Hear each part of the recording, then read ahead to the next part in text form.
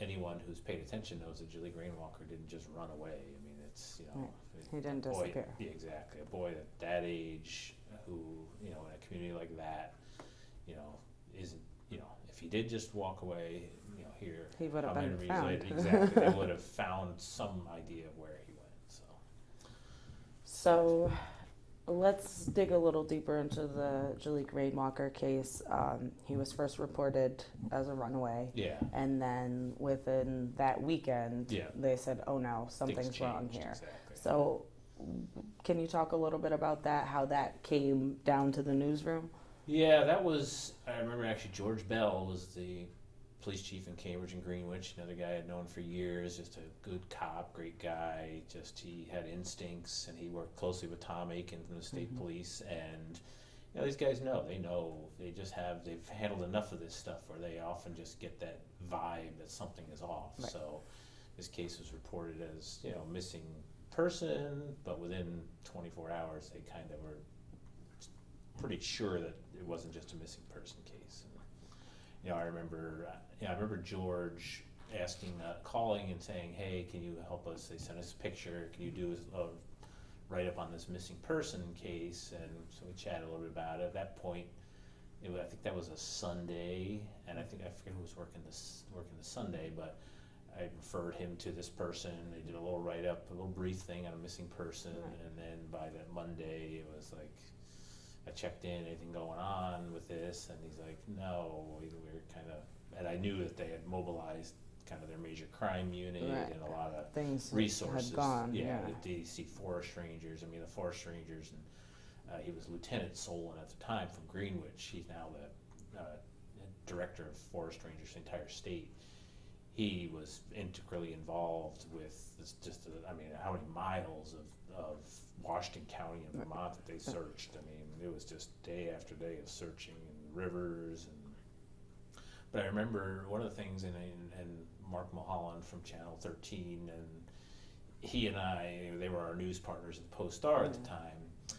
He and I went up to Stephen Kerr, the adoptive father's house, and this was probably that Tuesday or Wednesday. It was within a couple days, and we went up to talk to him about Jaliek and what he thought might happen. And it was an odd situation because it was a house that was off the grid. It was just they were living a different lifestyle. People thought it was abandoned. Yeah, it was a very, very weird place. And I remember Mark and I were talking to Stephen Kerr, and he started talking. We were talking, and all of a sudden it was like he flipped a switch and he started crying. But Mark and I we walked away from that, and I said, "Did that seem legitimate to you?" He said, "No." So we just, take that for what it is. Doesn't mean the guy necessarily. It was just a weird. It was just very weird. Mark and I had both been reporters for a long time at that point, and we just kind of got the vibe that it was like manufactured emotion. So, and then hearing what we were hearing about what law enforcement, thought might have happened, it kind of made sense to a degree. But so that was the start of it, and it just, for years, it seemed like they, just kept, pushing different things out there. New searches, and I remember that press conference. I think it was an anniversary. I remember how many years in where they deemed Stephen Kerr a person of interest. They kept trying different things to kind of just shake things up. Shake things up to kind of see if something would change for them. And sadly, here we are, however many years later, and they still, And you talk to Tom Aiken, the investigator. I were writing an article for the Post-Star where I'm pretty sure, if my recollection was, that he said he believed there was enough to prosecute a case. He's still at saying point. that to this day. Because for kidnapping first degree, which is the same level of offense as murder in New York State, second degree murder, you don't need to find a body. That's what he told me at this point. He said you just need to have the right prosecutor that can prosecute without a body. Exactly. And he had advocated for, obviously it's a major case for a small DA's office like Washington County, but maybe bring some special prosecutor help in. There's retired prosecutors who help with those things. So we'll see what happens. But the DA, Tony Jordan, at the time, said, and it's a legitimate point. You take your swing now and you lose, your double wanna jeopardy make sure you've attaches. got Exactly. a solid case. Exactly. You don't get a second shot at something like that. So there's really a catch-22 for them. So, but like we said, these cases are never forgotten and never closed. So there's still hope. Yeah. There's some social media groups that follow these cases. I kept in touch with some of them. One of the investigators who was helping them, I just ran into him the other day, and we chatted about that there's still people who, if you drive through Greenwich, you'll sometimes still see little signs and things for Jaliek. People haven't forgotten him.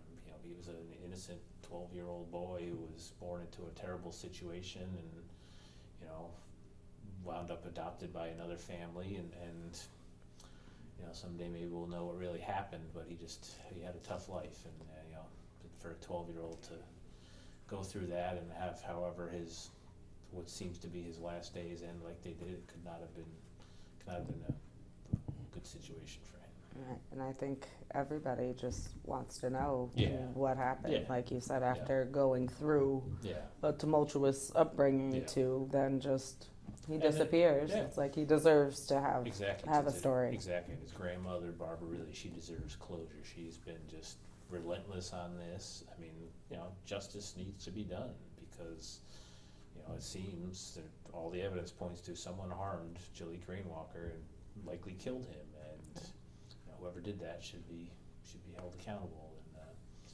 And we'll see what happens. Are there any other cases you can think of off the bat? Like unsolved ones kind of thing? Yeah, that I know you touched on the Saratoga County one. We had one this morning that state police are kind of putting out there now that was a Glens Falls woman, I believe, from the 80s. Oh, yeah, that was the one, And she died in... Marianne Wesolowski. And she died in, like, the town of Hope or something. She was out of town, but she was from Glens Falls. Yeah. So it seems like these things are really ramping up. Yeah, there was a case, I remember writing about it because they looked, when homicides, when they find someone, like, the guy who abducted the girl in from Rural Lake State Park, and they started looking at him for homicides. Other things, right. They're always kind of, there was a guy who he kidnapped and raped a girl in the town of Hague and Horicon, northern Warren County in the mid-90s. His name was Patrick May. He was convicted. He's still in prison. It was just a horrendous crime, but they began looking at him for different things, and there were some interesting things they developed about him being in places where women turned up missing around the time he was there. So I think I have heard a little bit about that. There's a lot of this. People don't really see or understand the list that goes on behind the scenes. That these police officers, the investigators who get to that level of the major crimes unit and working on these cases, dedicate to that. Exactly, and they are like Tom Aiken, relentless.